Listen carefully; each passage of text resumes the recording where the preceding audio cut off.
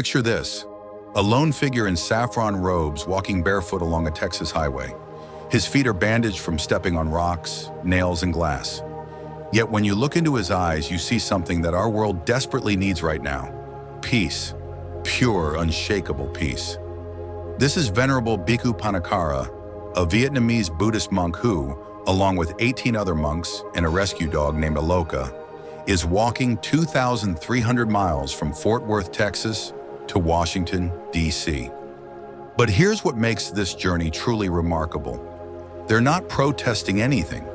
They're not demanding change from others. Instead, they're demonstrating something far more powerful: that peace begins within each of us. Today, I want to share with you the profound teachings that Venerable Pannakara has been offering to thousands of people along this journey.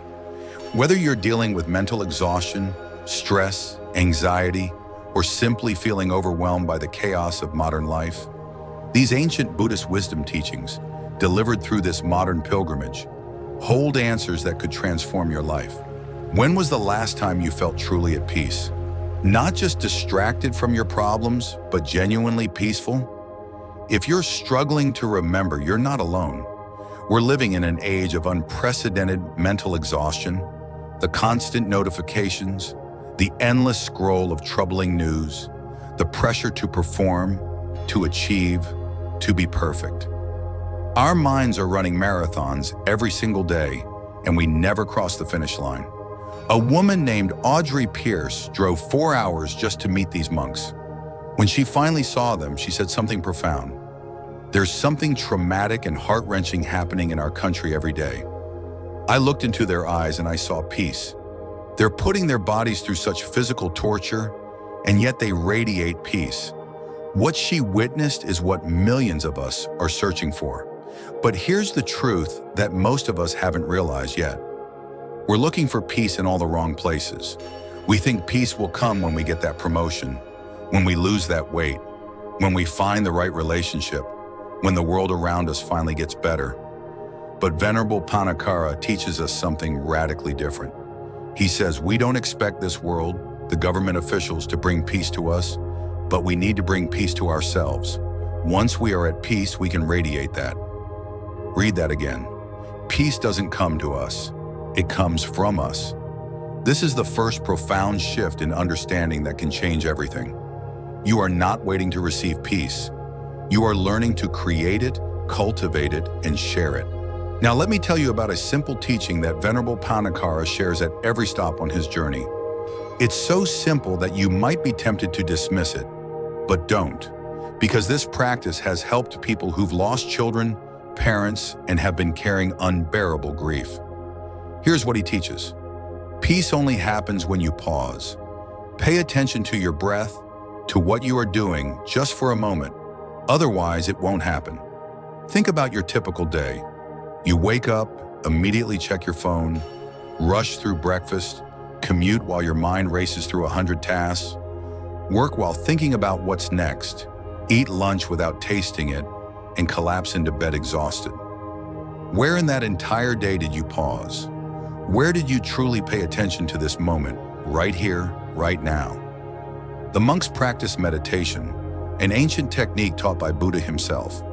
It's beautifully simple, observing your breath and physical sensations to understand reality, impermanence, and the nature of suffering.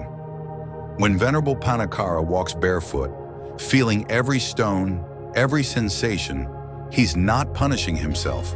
He's practicing presence. He's living fully in each moment. And here's what happens when you do this. Mental exhaustion begins to fade because you're no longer carrying the weight of the past and the anxiety of the future in every single moment. You're just here, just now, just breathing. Let me share a practical teaching that Venerable Pannakara gave to a woman named Becky Gable, who had driven nearly 400 miles to meet him. She was carrying the devastating pain of losing her daughter and both her parents. He gave her one simple instruction: every morning, as soon as you wake up, take a piece of paper and write 5 words on it. That's it. 5 words, not a journal entry, not a to-do list, just 5 words. Why is this powerful? because it forces you to pause before the chaos of the day begins.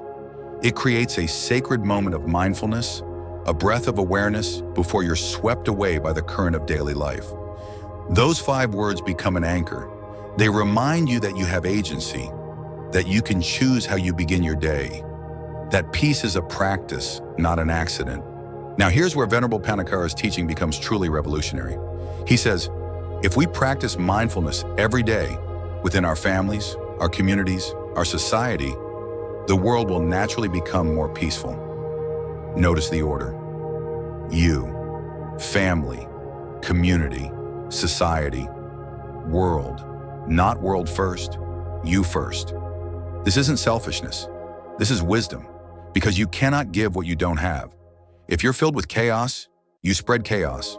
If you're filled with peace, you spread peace. Think about it like this. When you're mentally exhausted, irritable, and overwhelmed, what happens to your relationships? You snap at your partner. You're impatient with your children. You're short with your colleagues. Your inner turbulence creates outer turbulence. But when you cultivate inner peace, even just a little, something magical happens. You respond instead of react. You listen instead of defend. You offer compassion instead of criticism. The monks walked through their journey in silence and mindfulness, eating only 1 meal a day, sleeping in tents. They faced a terrible accident where one monk was struck by a car and lost his leg. Yet they continued, not with anger or bitterness, but with continued peace. Reverend Patrick Hitchman Craig, who hosted them on Christmas night, witnessed something extraordinary. He expected maybe 100 people. Instead, over 1,000 showed up, people of all faiths, backgrounds, and beliefs. He said, anyone who is working for peace in the world in a way that is public and sacrificial is standing close to the heart of what really matters, whether or not they share our tradition. The monks' peace was so genuine, so real, that it transcended all divisions. Christians, Muslims, atheists, spiritual seekers, all came together. Why? Because authentic peace is magnetic. It's what we're all starving for. This is the ripple effect. Your peace creates peace in your family. Peaceful families create peaceful communities. Peaceful communities create peaceful societies. And peaceful societies create a peaceful world. But it all starts with you in this moment, with this breath. Now let's talk specifically about mental exhaustion, because I know many of you watching this are struggling with it right now. Your mind feels foggy. You're constantly tired but can't sleep well. Simple decisions feel overwhelming. You're going through the motions of life but not really living. Venerable Pannakara's feet are heavily bandaged. He's walked hundreds of miles on pavement, through pain, through injury. Yet people who meet him say he's joyful. How? The answer lies in a fundamental Buddhist teaching about suffering. The Buddha taught that pain is inevitable, but suffering is optional. Pain is what happens to you, the physical sensation, the difficult circumstance. Suffering is what happens in your mind about it, the resistance, the why me, the belief that it shouldn't be this way. Venerable Pannakara has pain in his feet, but through mindfulness, through accepting reality as it is, through staying present with each step, he doesn't add mental suffering on top of it.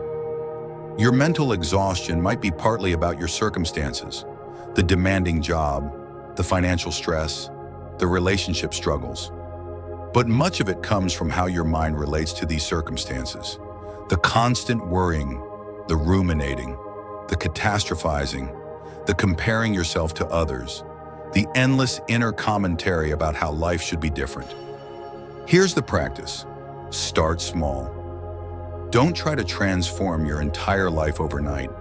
That's just more pressure, more exhaustion. Instead, try this.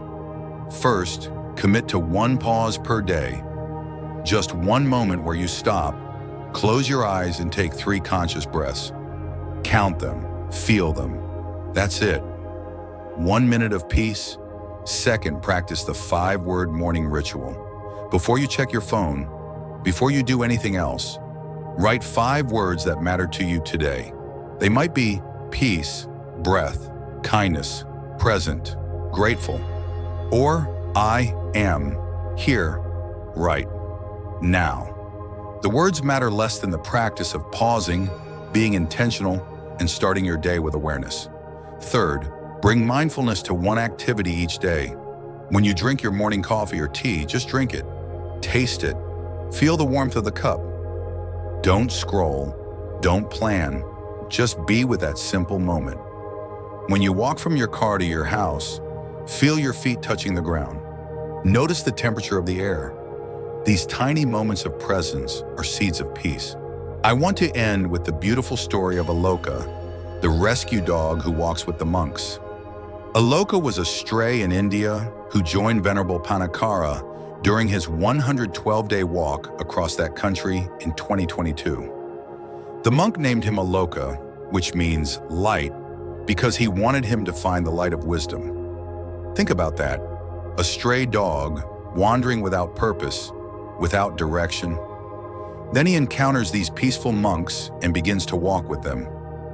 Now he's walking across America, bringing joy to thousands, becoming a symbol of hope and resilience. Aren't we all a bit like Aloka? Wandering through life, often feeling lost, looking for purpose and peace.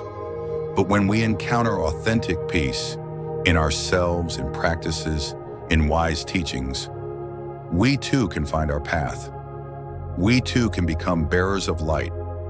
Aloka recently had surgery on his leg, and he's recovering with the same patience and presence that the monks demonstrate.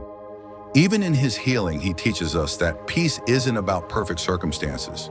It's about how we move through all circumstances. Venerable Pannakara says his greatest hope is this: when this walk ends, the people we met will continue practicing mindfulness and find peace.